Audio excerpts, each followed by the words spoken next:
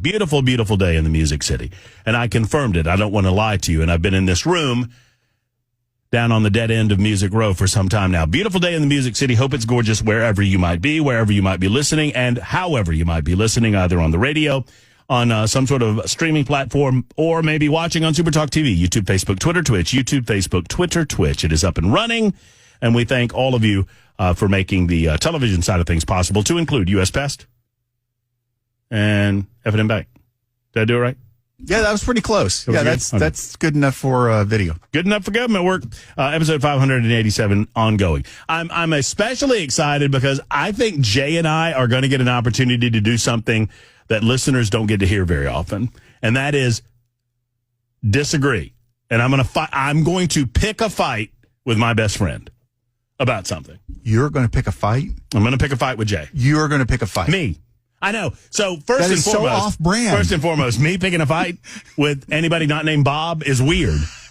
But no, Bob picked a fight with you. Well, Come on. That's true. Screw Bob. So I'm going to pick a fight with Jay, my best friend, my lawyer, my legal correspondent, my life consultant, and gambling buddy. I'm picking a fight with him. But after I get to Alan, because Alan's been holding for over an hour. So Jay, hang in there. Alan, thank you for your patience. How are you? Thank you for taking my call, man. Of course, Alan. Thank you for your patience. I really do appreciate you sticking around so long. Well, my wife and I are from your former market also down in Birmingham. Love that. And we actually moved here. We retired here about 6 months before you came here. We joke all the time. I tell my wife you're stalking us. But I want to talk about public tornado shelters. I'm sure you're aware. You remember the F4 that come through Tuscaloosa in 2011 and wiped out part of Tuscaloosa. Oh, I was on air for 2 straight weeks in the aftermath of the April 27th events. Yes, sir. My wife and I lived there. We lived about maybe 14 miles from that area. My goodness. And I remember in 2008, the federal government made funding available to help build tornado shelters all across. And there was a big push on in Alabama to build public shelters. Where we lived at, there were 2 shelters within a mile. And one was a school and one was a city park. It had 2 huge shelters behind it. And I wondered, I know you've made some contacts with state representatives here since you moved here. Why did nobody tell Tennessee about this?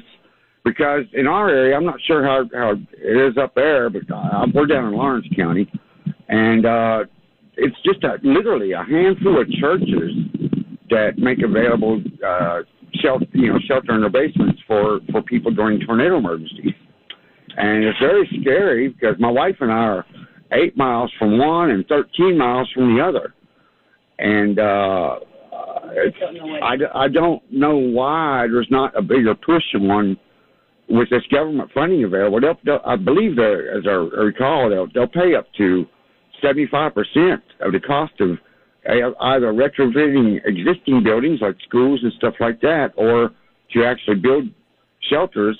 And all it takes is an application from the city leaders and community leaders. Mm-hmm. And I just wonder if maybe you can make a memo to speak with one of these representatives, if anyone's made these other outlier communities aware of this, these fundings that are available.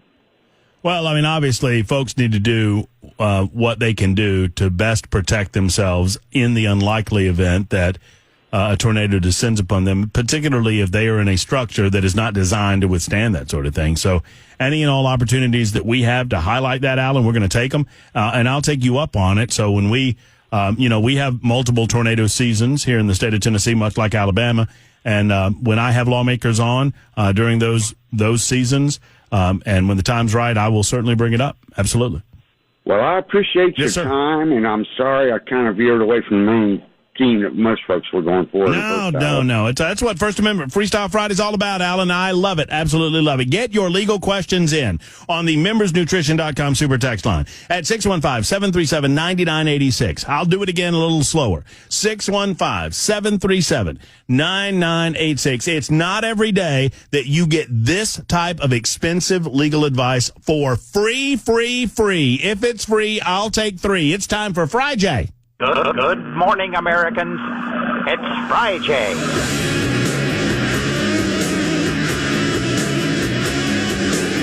Indeed, it is. FRI JAY. 111 Super Talk 99.7 WTN. Get those legal questions in. Obviously, we're going to ask Jay his opinion on the Hunter Biden trial. That is ongoing as we speak. And we're going to talk about another subject that I hope gets Jay and I in a fight. I'm itching for one. Secondarily, before we get into any of that, I have a question for my best friend, legal correspondent, life consultant, and gambling buddy. Jay? Yeah. Yes, sir. How are you doing?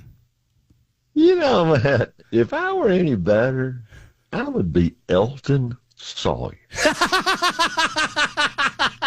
Man, I bet that he's had a great week. Oh, I you know what? I don't know if anybody else in this audience knows who Elton Sawyer is, but they're about to. Boy, he has had a really good week. Well, that's what everybody's telling me. That's what they certainly made a decision. So fill everybody in. This is a very, very interesting discussion. And I am going to intentionally, and you know me, I can't help myself. I'm going to play devil's advocate when we talk about this. Because I got a ringer that you're not going to be able to. No, we'll see. I'm ready. I know. Well, look, you're the lawyer here. You're the guy that argued before this. I've never stepped foot into the United States Supreme Court. So, well, you have never lost a case. Well, you haven't either, Jay. and your record starts with a 1, not a 0. I'm 0-0.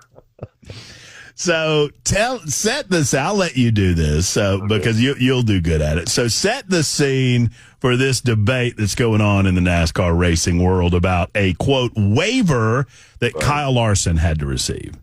Yeah, so when they went to this playoff format, which I think's worked out pretty well, one of the rules they put in it is in order to qualify to run for the championship, you must compete in every race. Mm-hmm. We all want full-time people, and they were doing that for the good of the sports, right? And they want people in the stands. They want their stars to be there every week. Well, this generation's greatest driver, Kyle Larson, wanted to do the double, the Indianapolis 500 and the Charlotte 600 on the same day. The weather didn't cooperate. He got stuck in Indianapolis. He wasn't there for the start of the Charlotte race, and then he did show up, but then it got rained out, so he never turned a lap at Charlotte. Well, technically, he was in violation of that rule, that says that you have to start every race. Mm-hmm. So he, technically at that moment in time was not eligible for the NASCAR championship. But despite he's got 2 wins so far this season, right? Yeah, well, and he was leading the points. Right. Okay, sure. Yeah. He's number 1 at points.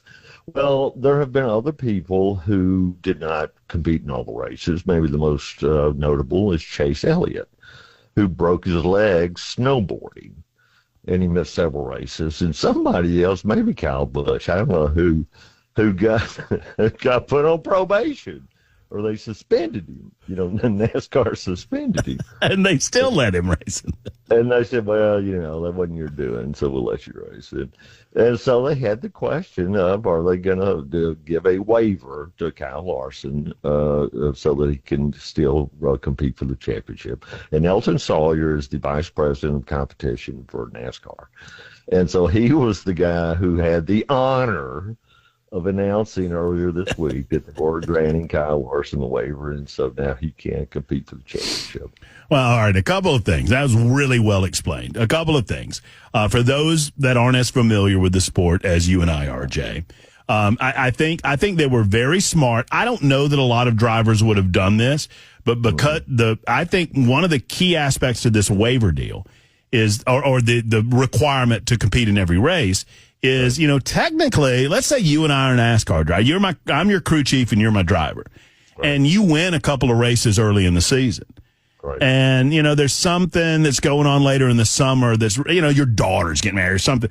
That you could skip the race if there's not a requirement because you're already in the playoffs. Guaranteed in the playoffs. Right. That's right. And they didn't want that. They didn't want that to be a consideration for anybody. And so I get all of that. They want their stars at every race because they want to sell as many tickets as they can. Mm-hmm. And then when somebody buys a ticket for a race 2 months from now, they want to see their favorite driver at that race. It's if you compare it to other sports, and I know sport to sport, it's a difficult comparison, but I'll tell you, basketball, I don't know if you've seen this in the pros. Yep. They're dealing with this pretty bad. Because the stars are choosing to sit out certain games. And those tickets, especially the better tickets, are expensive. And if I go to the Lakers game to see LeBron James, I want to see LeBron James play. That's a perfect analogy. I'll tell you another one that was foreign to me until I had a grandson is Messi. And I think he plays for Miami, well, it's soccer. Mm-hmm. And he's like, I don't know, he's the Kyle Larson of soccer. Let's put it that way. And my son and his son, they wanted to get tickets to go watch a game. And I don't know, it costs like, $500,000 to get a ticket for one soccer game for Messi. And then you go and he doesn't play. Yep. So, it's a problem. And NASCAR says, we're not going to have that problem. So that's what they did, and I absolutely, totally agree with the decision, and I can give you. But why have the? All right, so here's my thing. All right, okay. Why are we going to have the rule if we're just going to? I don't believe for a second if this was Chris Buescher choosing not to be. I mean, somebody in NASCAR could tell me different, and maybe I'm wrong, and other people can disagree. I don't believe for a second if it weren't one of the stars that the same decision would be made. So my question is then why are we having the rule if we're going to choose to ignore the rule when it's inconvenient for us? Great question. And Bill, you may have heard us talk about the fact that Matt lives in a black world. Black and white world. That is exactly right, Jay. And that's why he ends up getting in so many arguments. We argue about shades of gray more than anything in our friendship. He hates gray. He absolutely hates every shade. He doesn't hate 50 shades of gray. He hates 500 shades of gray. And let me ask Bell a question real quick. Hey, Bell, you know what Jay does with gray? Turns it into green. Turns it into green. Bell's been listening. Bell's been listening. I thought he was over there playing a video game or something. So here's why I totally disagree with the decision. And once I finish this, you will have to say, Jay, I agree with you. Okay, all right. Here's the starting point. NASCAR is a privately owned for-profit company. They're privately owned for-profit company. It's their business. They can do whatever they want to do to maximize their profit. And everybody that competes in NASCAR knows that. It's in the rule book. And I'm not going to quote it exactly, but here's exactly what the rules say. We can do whatever we want to do, and you can't do anything about it. That's in the rule book. And that's a very common thing in racing, actually, in all levels of racing.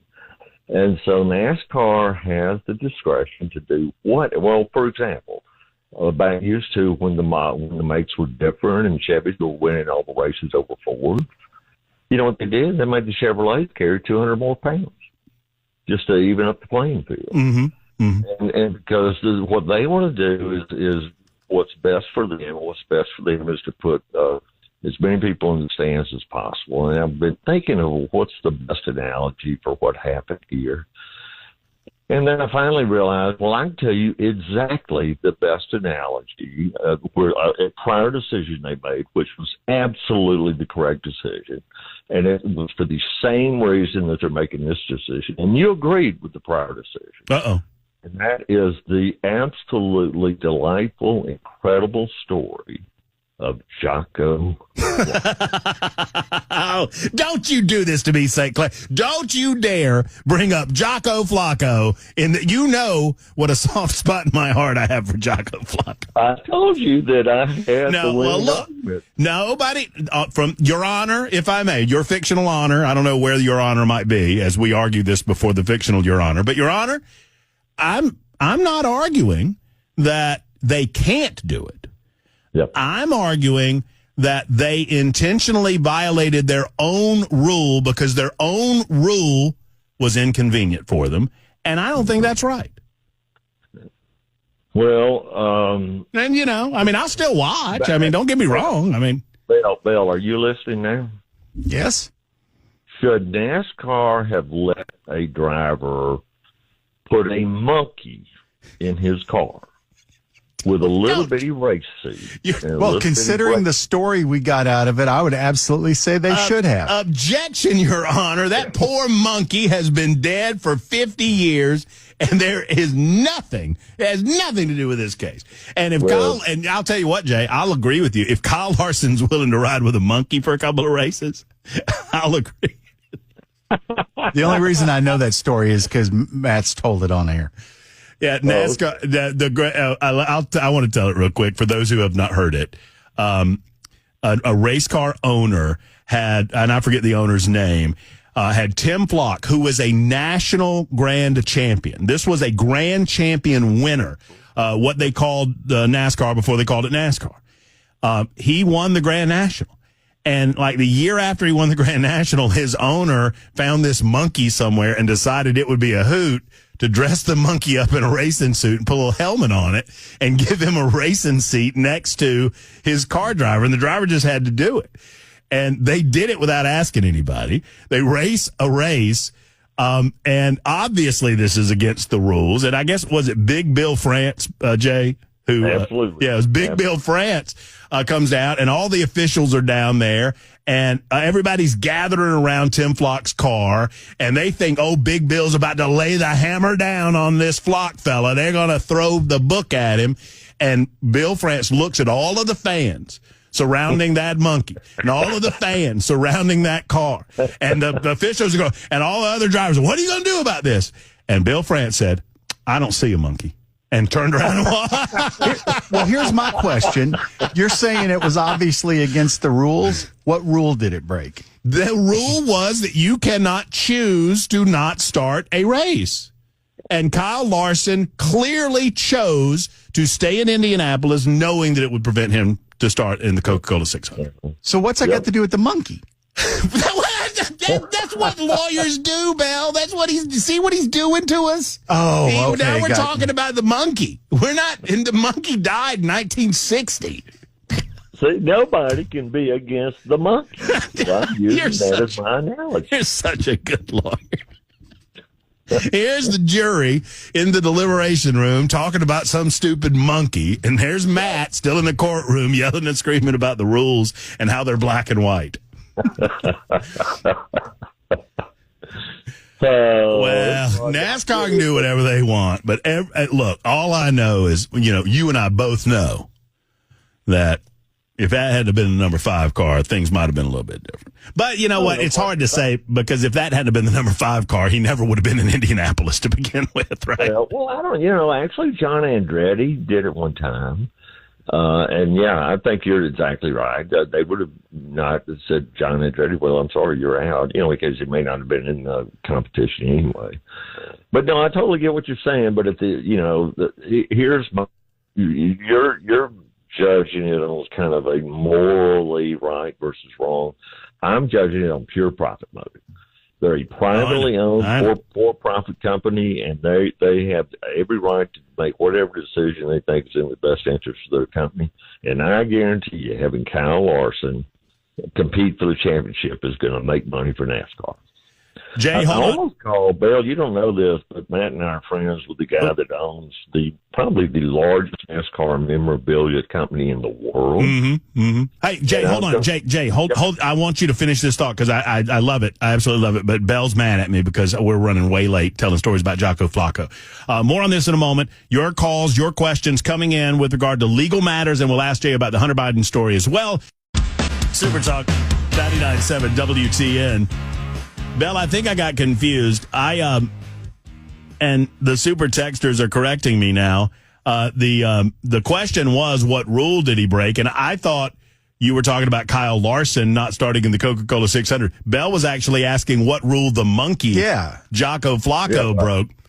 I think it was that you couldn't have a passenger in the car or something like that. I mean, there was a rule where he couldn't be there. You can't have a monkey in the car, Bell. You can't have animal acts in the car. It seems to me like the monkey would be more property than it would be a passenger. Well, I mean, it's a living creature, but the funny thing is, I was telling Bell, and I'll share for the rest of the audience that maybe missed the original story.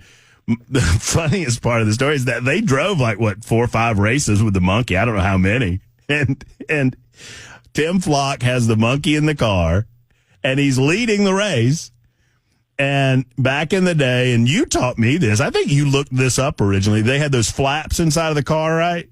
Right. They would check tire wear, and the monkey had been in 3 or 4 races watching Tim Flock lift this flap in his car to check his tires, and so the monkey decided to do it for himself. And a rock flew up through the hole and hit the monkey, and the monkey ended up fine. It's okay, but the monkey freaks out.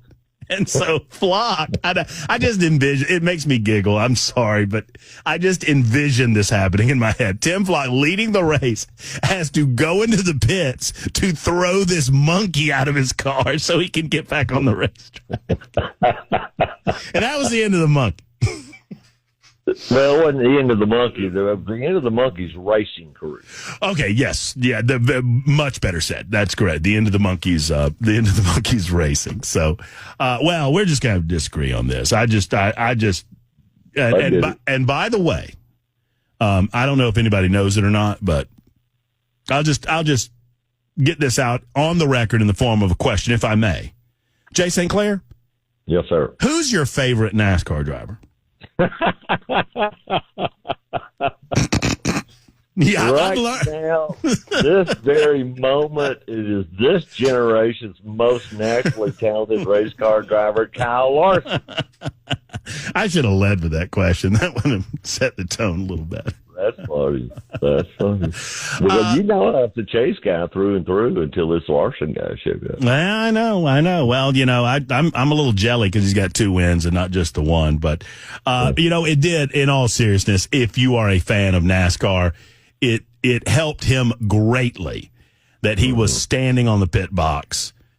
I think that's why they decided the way that they did. Well, I watched the announcement from Eldon Sawyer in preparation for this, and that's exactly where he went, Matt. He said that was the deciding factor.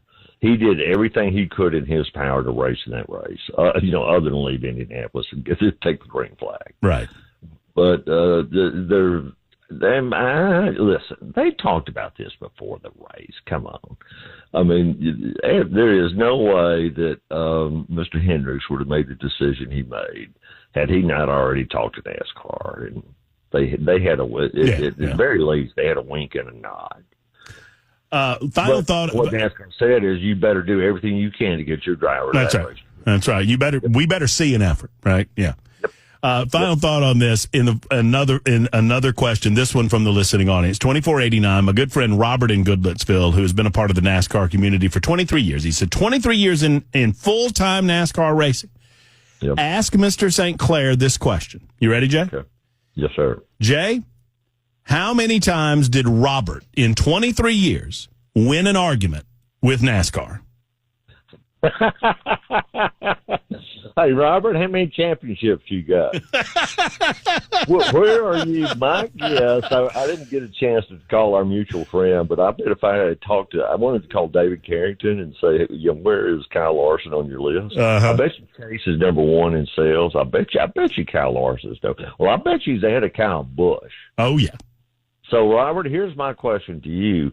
Were you, at any time in your 23-year career at NASCAR, were you in the top 20 of merchandise sales? Well, no, I think he's agreeing with you, Jay. He's asking, in 23 years of racing, how many times he won a fight with NASCAR, and his answer was 0.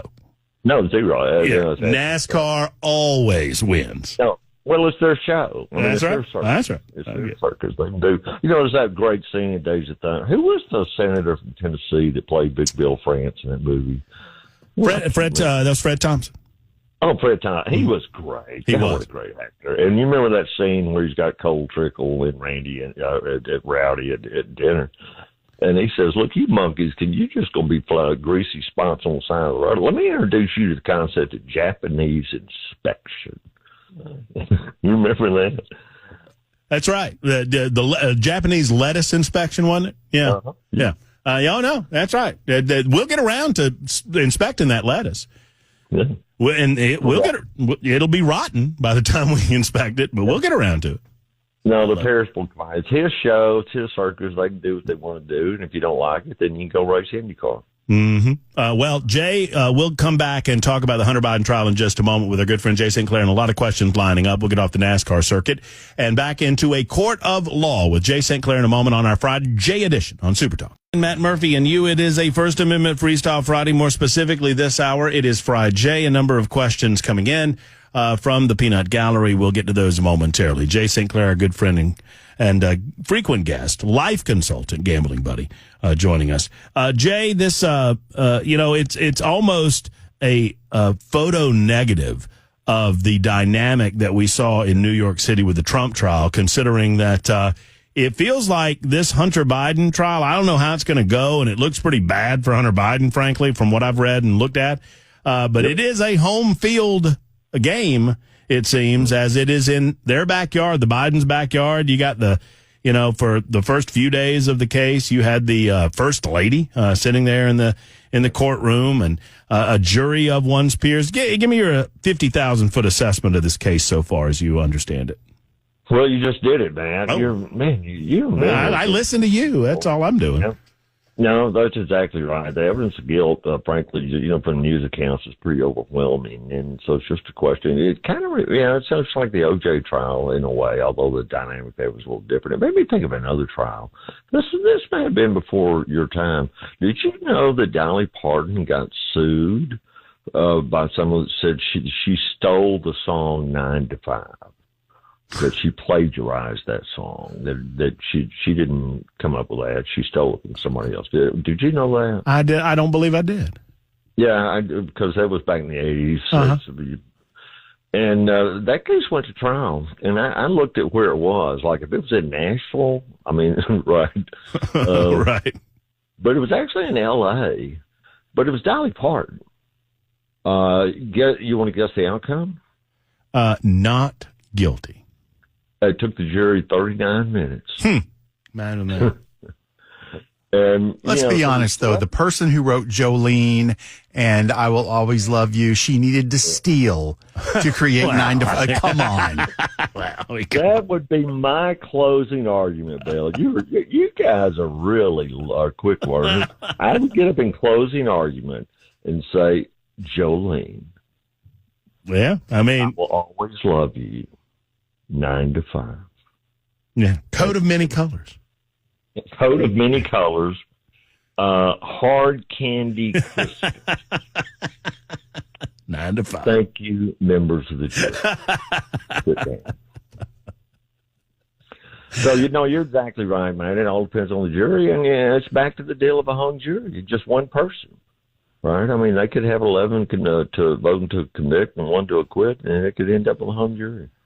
Well, it'll be really interesting to see what happens. And I mean, I don't know, maybe I shouldn't, but I felt like the defense, it's an odd little defense that they're claiming, well, he wasn't high at the time that he filled out the form. Yeah, right. And because of that, he didn't dishonor. I mean, it's just like everybody looks at that and goes, what? Come on now. And frankly, one of the most remarkable things that may be coming out of all this, and of course the mainstream media is not reporting it at all, but it's truly remarkable, is the key piece of evidence that the FBI, that the government, that Biden's Department of Justice put into evidence is Hunter Biden's laptop. Yep. I mean, 4 years ago, even Biden was saying, well, that's Russian disinformation. Mm-hmm. Well, and the defense tried to keep it out, saying, well, there's some question about its authenticity. And the prosecution went to the Department of Justice and said, is there any question about its authenticity? And they were like, no. And they presented that to the judge, and the judge said, well, we're going to allow it. Yeah, it goes into evidence. So that's just kind of a little sideshow as part of it. But I'll say this, Matt, I love our judicial system. I do. I love it. I'm proud to be a member of it. But we're not perfect. We aren't. And if this ends up in a hung jury or an acquittal so quickly after the Trump trial, the two-tier system of justice in this country is going to be really apparent to a lot of people. Well, and I said this, you probably saw it on the X machine, that in a way, and I think you'll know where I'm coming from as well as we know one another, in a way I almost hope Hunter gets off because I believe that two-tier system exists, and I think the American people need to be aware of it, and I think this would illustrate for them in a very clear way how that system unfairly impacts certain defendants and unfairly benefits other defendants. Yeah, and if anybody has any doubt about what we're talking about, go read or go watch To Kill a Mockingbird. Oh, no question. No question. All right, let's get to a few membersnutrition.com super text questions. Josh wants to know, and I have actually two questions on this regard, so I'll kind of synopsize both of them by saying, is there any update on non-competes? And Josh specifically wanted to know, are non-competes enforceable in the state of Tennessee? If not, can I have a prospective employer buy me out of one? There's no update. The proposed rule is still there. It's set to go into effect, I think, fairly soon. I know legal challenges have been filed, so that could put it on hold. But as we sit here today, right now, there is no federal overarching rule prohibiting non-competes. Right now, it's state-specific. In Tennessee, non-competes are permissible, but not always enforceable. They're very technical and depends entirely on the facts of each specific case. But so there's no blanket prohibition against non-competes right now. That might come into place within weeks. Could a prospective employer buy? They could, I suppose. I get calls like this a lot, Matt, where one of my clients is thinking about hiring somebody that has a non-compete, and they'll send it to me. That just dawned on me. I tell you with this process. And they'll send in a non-compete, and they'll ask me, is this enforceable? And we'll talk about it. So I suppose somebody that's wanting to hire somebody with a non-compete, they could call the current employer and say, hey, I tell you what. Well, I see this non-compete. I don't want to get crossways with you. How about if I give you X amount of money, will you release this guy for the non-compete? They absolutely could do that, and if the other company agrees with it, that's entirely legal. Absolutely. Question for Jay. Aaron writes, does the average citizen have any standing to sue the Biden administration for any harm done, for example, due to suppression of the Hunter Biden laptop? But I'll just say more broadly, Jay, it's a question we get from time to time. Can an average Joe citizen sue the executive branch of government? Well, I mean, the short answer is yeah. Hey, Bill, what does it take to file a lawsuit? Crayon and $400. So the answer to that is yes. The average citizen could sue anybody they want to sue. What you're really asking me is, are they going to win? And the answer is no. I mean, there has to be a very specific injury to a very specific person. Just a generalized harm from generalized act. The federal government's failure to enforce the border, for example. I couldn't sue based on that. But if I was a landowner in Texas and my family got killed by illegals who were crossing the border with our border patrol waving them across and giving them votes, they have a very specific injury. They stand a better chance, but it's still hard to sue the government, man. There's this concept of sovereign immunity that goes back to the Middle Ages in England, and it basically is from the rule that the king can do no harm. There's this idea that the king can do no harm, therefore you cannot sue the king. All right. hard to sue the government. No, it makes perfect sense. And before we go, Jay, 8695 writes in and says, Jay hit it out of the park with his University of Tennessee baseball prediction last time on. Any new predictions for the Super Regional? Yeah, well, it's home. All we got to do is win 2 out of 3 at home. But my crystal ball broke a long time ago. But I will make this prediction for the Super Regional at Lindsey Nelson Stadium this weekend. The Tennessee Vols will hit at least one long ball, in the Super Regional this weekend at Lindsey Nelson Stadium. You're not even going to go say per game. Aren't they hitting? I mean, they're the most. I think I saw this. They're the second most prolific home run hitting team in the history of SEC or maybe NCAA. I don't know. They are bombers. They are bombers. They are bombers. And I got to say this. I'm glad they ditched the fur coats and all that crap. I didn't like all that. They're behaving better. And I tell you, Coach Tony's the real deal. He's about to get himself a big raise, and he deserves it, and I'm very happy for him. I love the fact, and I know that this, I see it. I see it on social media, and we talk about it. I love that your grandson is bringing you back around to Big Orange. No, it's great. It's just, watching him fall in love with the Tennessee Volunteers is kind of, it's sucking you back in, I think, a little bit. Yeah, well, it is. It's also modeling. See, I remember vividly taking my son when he was 8 years old up to Knoxville to watch Tennessee football games. And now his son, who's 8 years old, he's taking him up there to soccer camp and to watch basketball, and I'm sure he'll take him to a football game. And it pleases me very much. It reminds me, the whole idea of being, I didn't think about this, man, but what is most pleasing to me about being a grandfather is watching my son be a father. And he'll do things with his son, and I'll say, well, where did you learn to do that? He said, you don't remember, do you? No. He said, well, that's what you did that for me. Oh, that's good. Oh, that's good. Well, yeah. you tell Chuck when he tells his boy to paint the poles in the garage, paint them all the way down to the floor. Don't give up right now. Jay, love you, brother. Great segment as always. We'll talk soon, my friend. Love you, brother. Take care. There's Jay St. Clair.